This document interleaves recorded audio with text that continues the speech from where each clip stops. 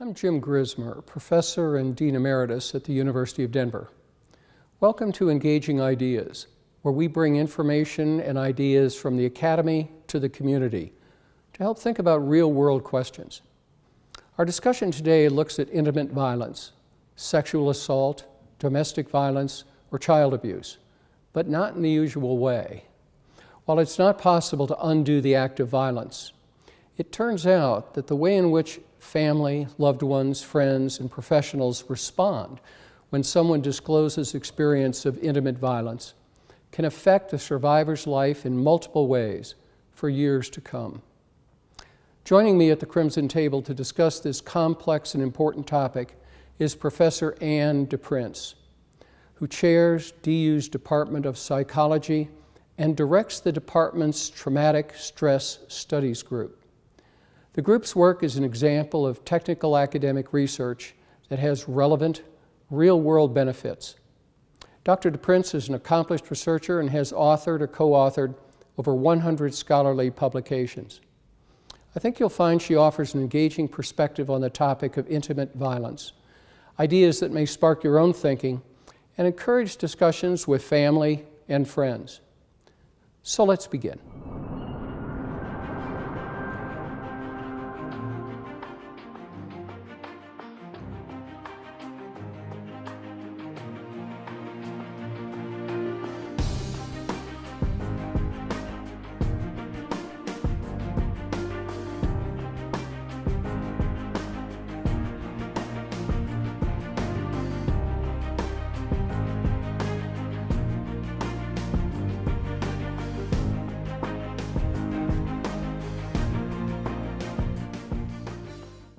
Welcome, Professor Anne DePrince. Thank you.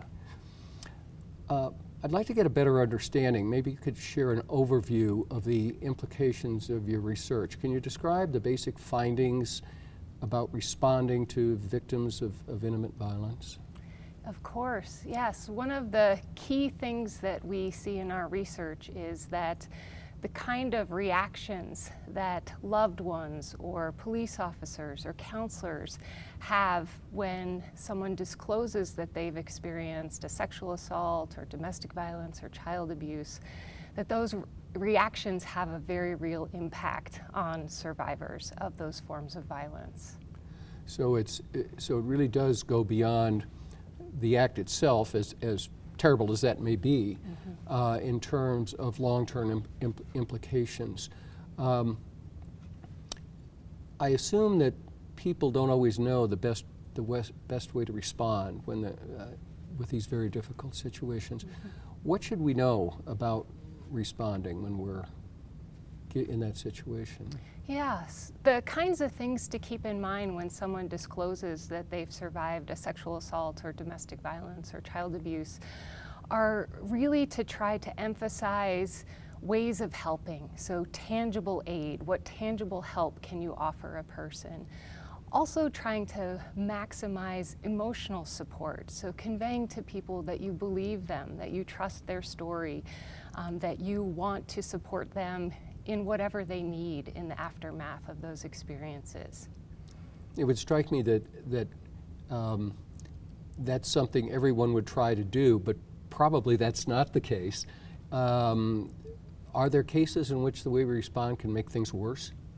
It's a great question. Somewhat counterintuitively, we find that the more distress a survivor is experiencing, so for example, more post-traumatic stress disorder symptoms, more depression, that often the way that the people they love respond to disclosures can actually be more negative, that people may respond with more victim blame, treating the survivor differently, taking more control of the situation when the survivor maybe doesn't want someone else to take control.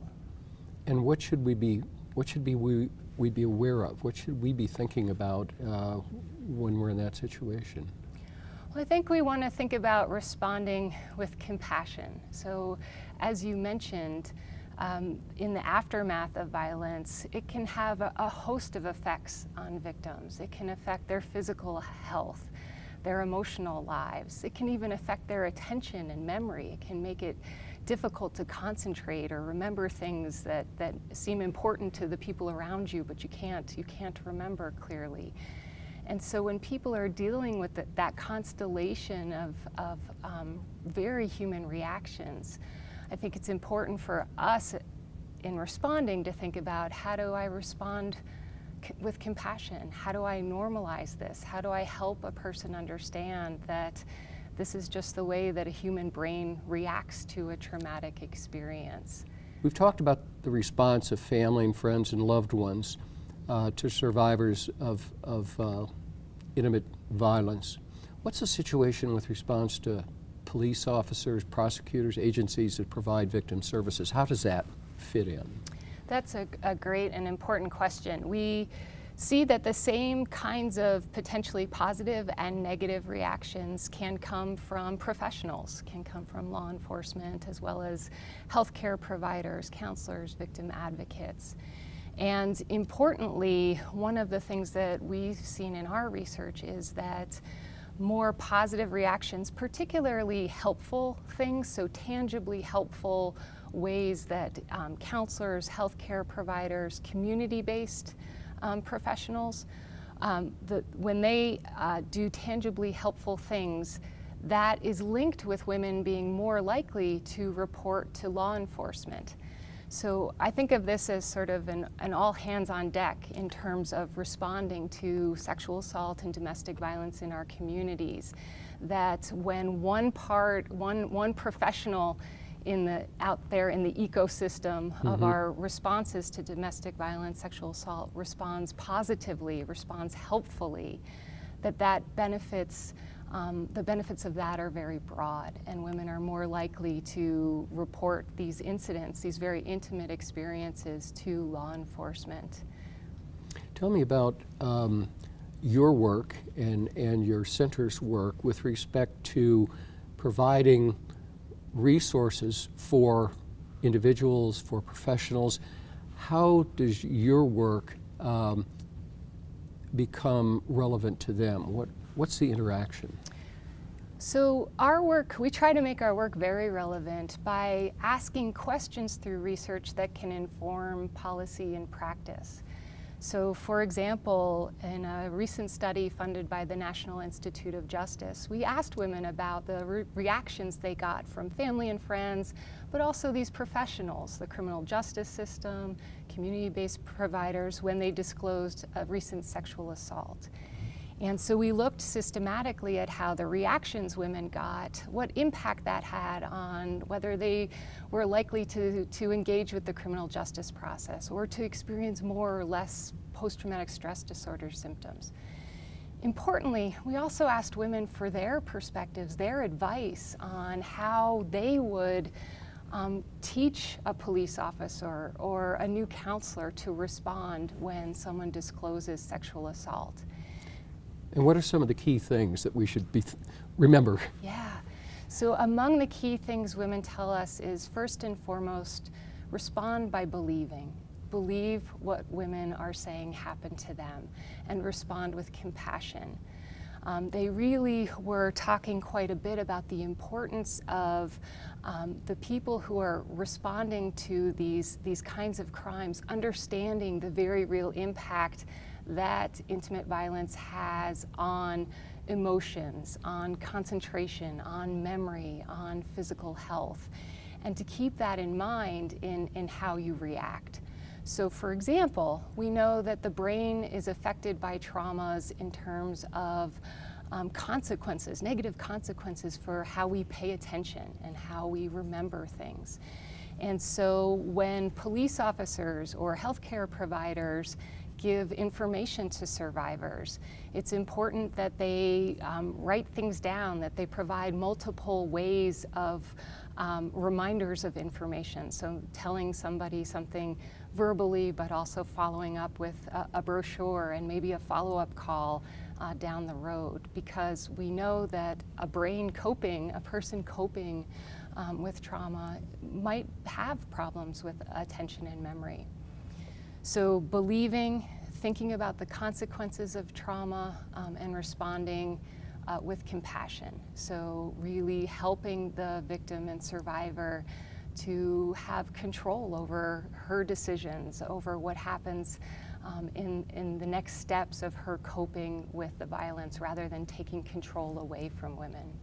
What questions would you offer for community groups or others who want to discuss this and think more about it? What kinds of things might they think about? What kinds of questions might they ask each other and themselves?